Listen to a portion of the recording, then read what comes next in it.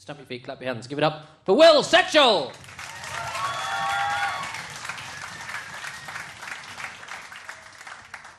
Hello, how's it going? Hey, I'm Will, I'm from Scotland, obviously. I don't just have a brain disease or something. I give you a cheer if you've been to Scotland. Hey, it's quite enthusiastic. Give me a cheer if you've not been to Scotland. Slightly more enthusiastic. Typical. Fuck it, I'll tell you, if you've not been to Scotland, I'll explain everything about Scotland in one story, right? This sums up the whole of Scotland to me. I was in Edinburgh Zoo, right, and I was in the monkey cage, and I saw a baboon lazily masturbating while staring angrily into the eyes of a 4-year-old child. That's pretty much it. It's just like...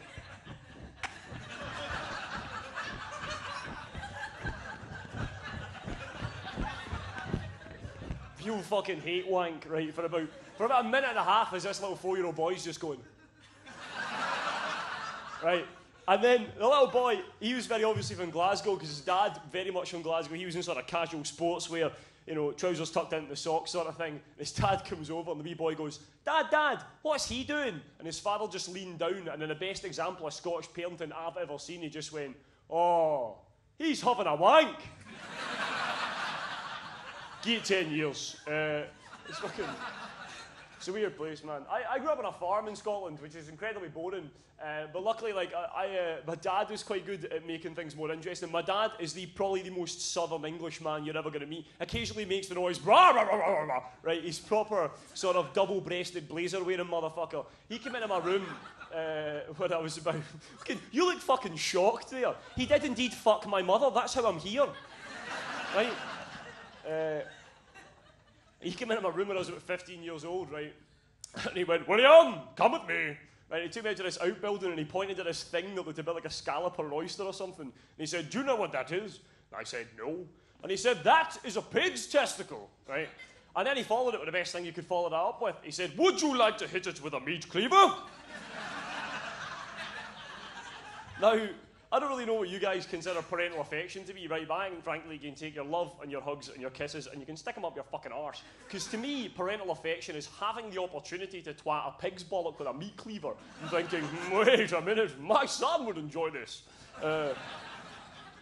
He's great. He's not, I'll tell you right, he's not the best dad I've ever seen. I'll tell you, because I've seen the best dad in the world.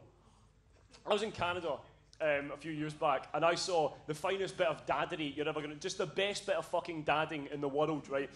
I was on a jetty fishing with my dad, right? There was me, my dad, there was a Canadian father and his little boy. And this was the most fatherly looking man in the world, right? Proper sort of moustache, glasses, he had a t-shirt that he bought in a place to tell people he'd both been there and done that.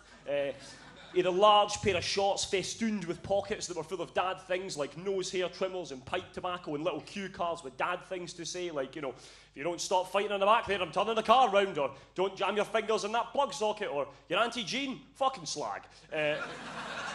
Proper dad, right? And this little boy, he's really excited. He manages to catch a fish. He's like, Dad, I got a fish. I didn't catch a fish, right? I was 12, so I was standing there going, why don't the fish like me? Why are they running? I bet they're all girls, that's what's going on.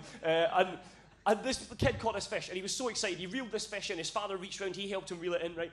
And they got the fish out, right? And the little boy's so excited. He's like, Dad, I got a fish. And he's like, yeah, you got a fish there. And he unhooks the fish, right? And then he looks around for something to kill it with, because the kid is clamoring to have his photo taken with his prize, right? And there's nothing. There's no metal bar. There's no tiny guillotine. There's no miniature fish-shaped electric chair. There's fuck all, right? So instead, what he does in a moment of brilliance, right, is he raises the fish like mighty Mjolnir and just fucking slams it off the jetty, right? The fish slid along the jetty, right? The jetty didn't have a railing around the side, so the fish just sort of plopped off into the water, right? And the kid's just destroyed. He's like, Dad, my fish! Dad, my fish! And in the most beautiful example of fatherliness I've ever seen, the father just goes, God damn it, that's my son's fish!